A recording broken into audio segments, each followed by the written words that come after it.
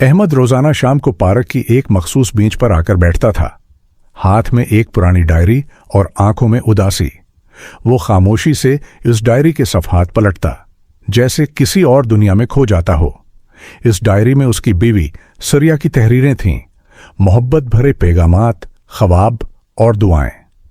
सरिया 1 साल कबल बीमारी के हाथों दुनिया से रुखसत हो गई थी, मगर अहमद का दिल आज भी उसके साथ धड़कता था। एक दिन एक छोटा बच्चा उसके पास आया और पूछा, अंकल, आप हर रोज यहां क्यों आते हैं?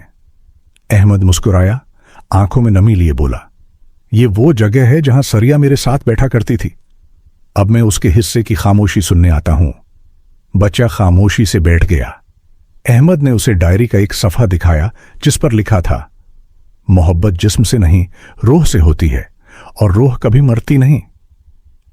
वो लम्हा पार्क की खामोश फजा में गुम हो गया, मगर एक सच्ची मोहब्बत की खुशबू हर तरफ फैल गई। अगर आप चैनल पर नए हैं तो सब्सक्राइब करें और बेल आइकन को दबाना न भूलें ताकि आने वाली वीडियोस आप तक पहुंच सके।